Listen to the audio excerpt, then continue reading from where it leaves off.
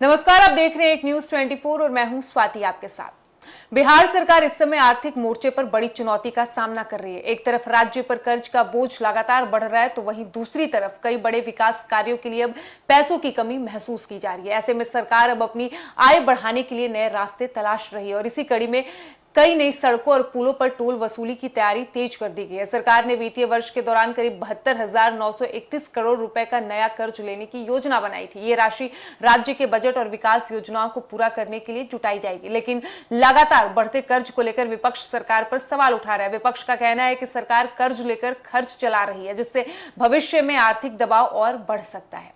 लेकिन वहीं दूसरी तरफ सरकार का कहना है कि विकास कार्यों के लिए पूंजी की जरूरत होती है। सड़क, पुल, अस्पताल, स्कूल और अन्य बुनियादी सुविधाओं के निर्माण के लिए कर्ज लेना सामान्य प्रक्रिया है। सरकार का दावा है कि यह पैसा विकास परियोजनाओं में खर्च किया जाएगा और इससे राज्य की अर्थव्यवस्था को मजबूती मिलेगी। इधर सरकार ने अपनी आमदनी बढ़ाने के लिए टोल वसूली का दायरा भी बढ़ाने का फैसला किया है।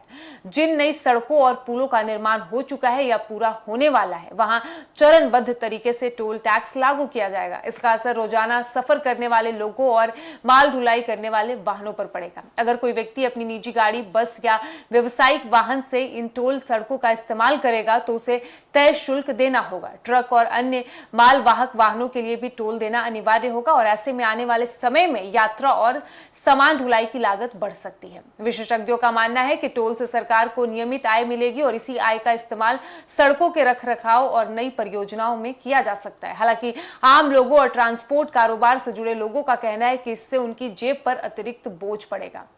बताया जा रहा है कि राज्य में कई बड़े इंफ्रास्ट्रक्चर प्रोजेक्ट धन की कमी के कारण धीमी गति से चल रहे हैं। कुछ परियोजनाओं की लागत भी पहले से अधिक बढ़ गई है। ऐसे में सरकार के सामने एक तरफ विकास कार्यों को समय पर पूरा करने की चुनौती है, तो वहीं दूसरी तरफ वित्तीय संतुलन बनाए रखना भी जरूरी है।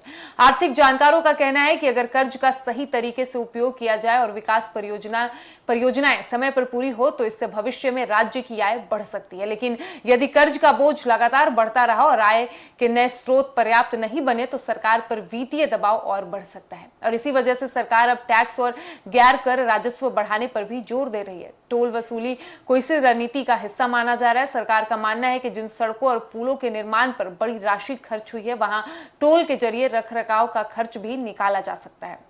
हालांकि विपक्ष इस पूरे मुद्दे पर सरकार को घेर रहा है। विपक्ष का आरोप है कि राज्य की आर्थिक स्थिति कमजोर होती जा रही है और आम जनता पर अतिरिक्त बोझ डाला जा रहा है। वहीं सरकार का कहना है कि विकास के लिए संसाधन जुटाना जरूरी है और कर्ज व टोल दोनों उसी दिशा में उठाए गए कदम है।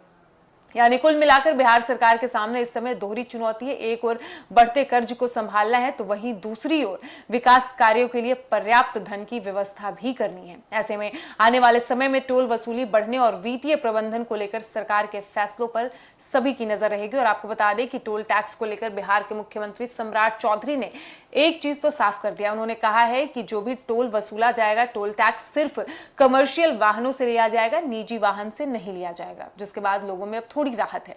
फिलहाल इस वक्त की खबर में इतना ही और ऐसे ही तमाम खबरों के लिए बने रहिए हमारे साथ और देखते रहिए एक न्यूज 24। धन्यवाद।